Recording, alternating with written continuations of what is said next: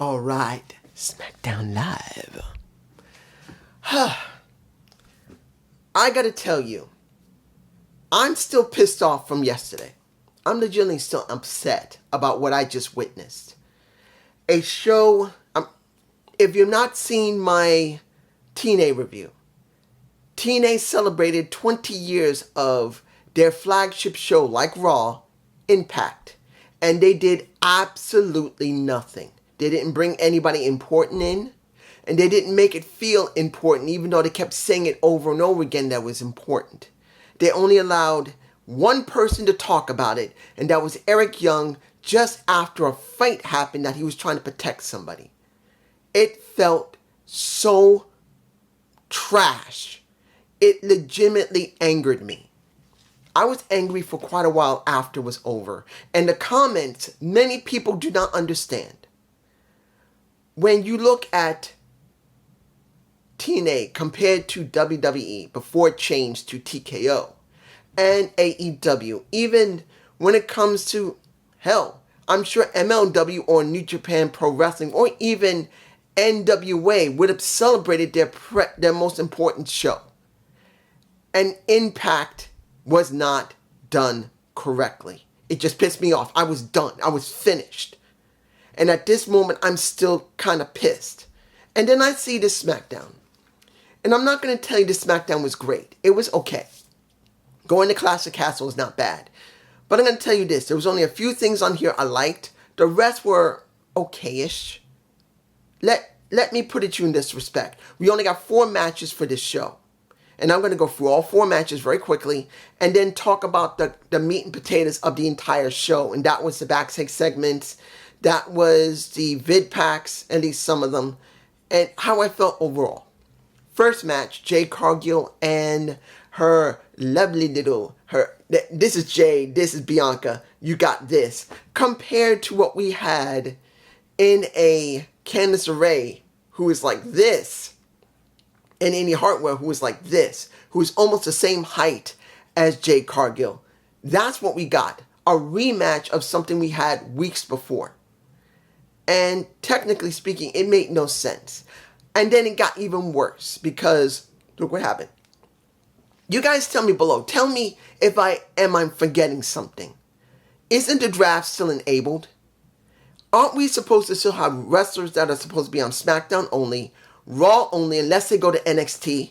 Unless I'm forgetting something? Sorry, I had to turn my mic. Tell me, why was Isla Dawn and Alba Fire on SmackDown when they're Raw? Tell me why Zoe Stark and Shayna Baszler were there when they're only Raw?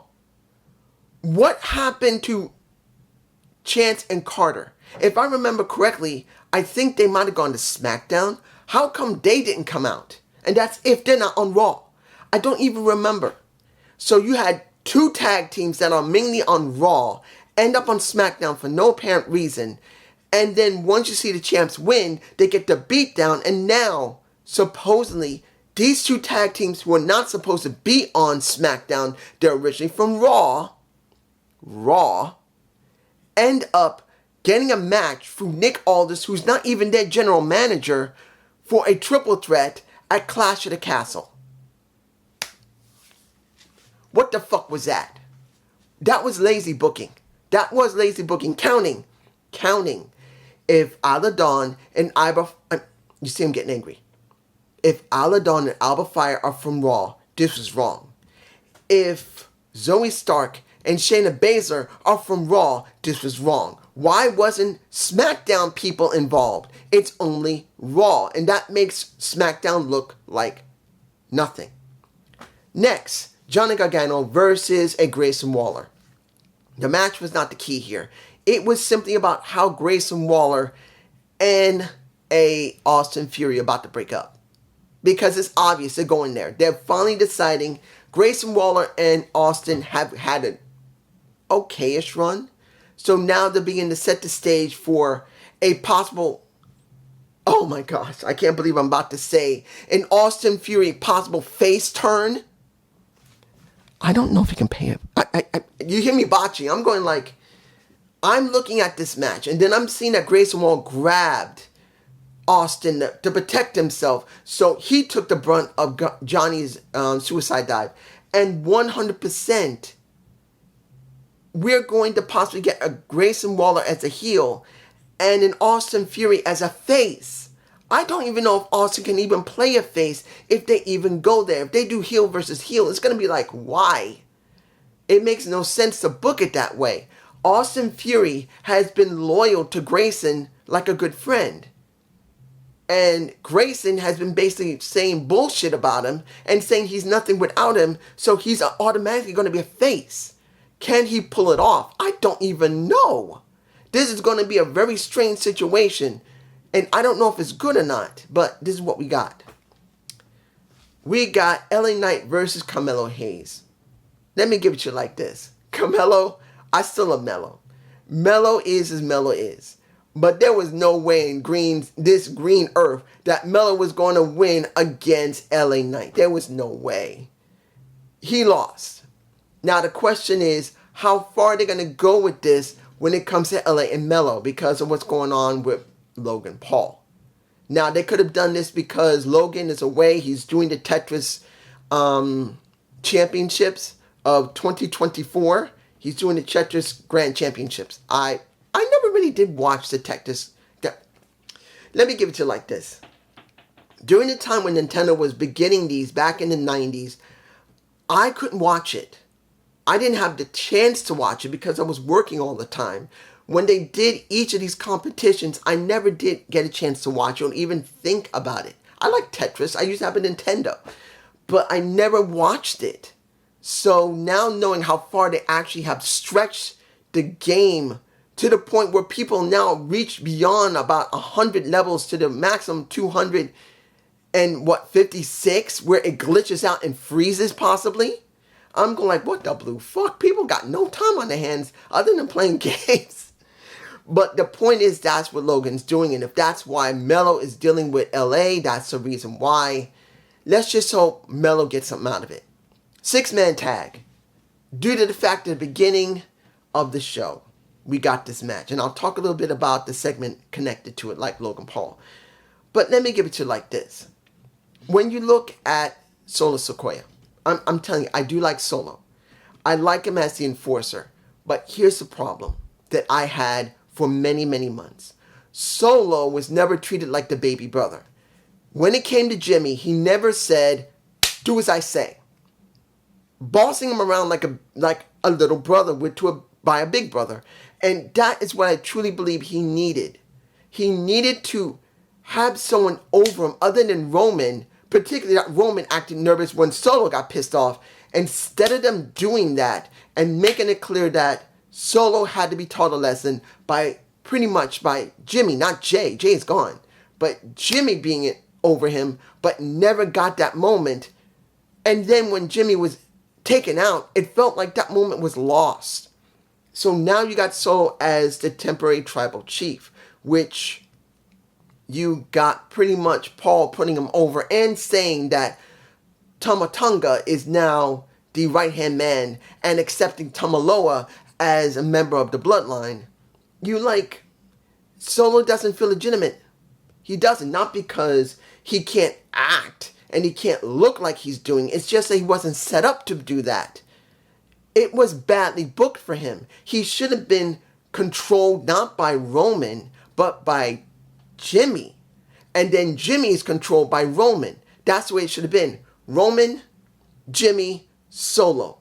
That's the way it should have been. And then when everything went to crap, Solo, who has been told everything what to do by his older brother, he finally says, fuck you, I'm going to do what I'm going to do. And that's the way it should have been. But it was never built that way. So seeing this match, I just don't feel like he's the leader. Now, don't get me wrong, he's doing not a bad job. But after hearing how many people believe that Jacob Fatu, he is going to be a way more better big guy than Solo is, and they're worried that his development is not that good. I can see why. Now, of course, Guess who won? We know who won. And then they got the beatdown because of it, because of Solo. Seeing that Solo decided he wanted to do the triple power bomb with Loa and Tonga made sense. He's trying to show his dominance. And that's what we got at the end of the show. But it's just me. I just feel like that Solo needed more development before having this moment as the temporary tribal chief. I'm just feeling it. Next. Let me give it to you like this when it comes to Logan, because I did mention him earlier. Seeing that LA and Logan are having this moment is not a bad thing. Going to Clash at the Castle will not be a bad thing when it comes to Logan, and it will come to LA. But do I believe they'll pull the trigger on LA winning a title from Logan? No. I just don't believe they'll go there. Look, let's make this clear. This is about this. Now, many people say, of course, it's pro wrestling. No. This is not about pro wrestling. This is not about booking 101 in pro wrestling. Yes, you keep the person that seems to be the most hottest or the most loved on top, so you make money like this. No, this is not what they're doing that for. They're doing it because of Prime. They're doing it because Logan Paul, being the head of the U.S. Championship, and that his Prime is always front and center. I truly do believe that there's a certain time limit on how long he will hold that title from his agreement when he brought in his Prime drink. I do believe that. It's not because they just don't have the right people or person to dethrone him, or they just don't have the right wrestler to do it. I truly believe that when he made this deal with TKO WWE, that Prime would be advertised all over the place. When you saw, look what happened with KO. He knocked the Prime container over just to make it look like, well, he hates Prime. But Prime is bringing this in. And that is what they care about the most. So I do believe Logan is not just holding the title just because he's a really good heel, which he is. I do also believe that whatever type of arrangement they made together, that is TKO and Logan with his own company, that he's supposed to hold that title for a certain amount of time. That was an agreement I'm sure they made. It's not that he is just going to drop it. They're going to say, oh no, you can't make me drop it yet because this is the agreed time I'm going to drop it. Don't try and make me drop it now. I don't care if LA is over. We had an agreement. You want Prime? You want my money? I'm still holding it as we agreed. That's what I believe that's going on with Logan. Now, mind you, I'm not telling you that Logan is not doing a good job as a heel, as a U.S. champion. He is. His attitude, what he spoke when he was talking about LA, it was good. I liked it. But it doesn't change the fact I do believe that there's an agreement that he's going to hold that title for a certain amount of time. And that agreement, and they can't take it off him until that agreed time is done. That's what I think. Now, let me give it to you like this. Cody and AJ Styles. After what happened last week, it's obvious that it was a bite-off, which was a good bite-off, of Mark Henry dealing with John Cena back in 2013. Nothing wrong with it. If anybody says, oh, this is a bite-off, it sucks. No, it doesn't. It worked with Mark Henry when he did it back then, which was his legitimate retirement speech that Vince convinced him not to do because he told him not to quit. And I can tell you, right now, as it stands, AJ's doing well with it. He got what he wanted. He's gotten a match at Clash of the Castle, and it's going to be an I Quit match. The question now is, what will we do after it's over? Because I don't see... Who is next after AJ? Unless they're going to keep dragging this on with AJ in some type of controversy where he couldn't win, where he would get another opportunity, which that could happen. Who is after him? Roman's not back yet. And I don't see anyone that's capable of going up against Cody at this time other than AJ. So I do believe there's a good chance that AJ is going to have a possible win, but something interfered with that and he lost that shot. That's going to give him another one. That'll probably lead into SummerSlam. That's what I think. This is what we got. Now I know there's more stuff here. I know I can talk about Tiffany Stratton dealing with Nia Jackson. Someone said, oh, Tiffany's going to team up with Nia. I still don't see it.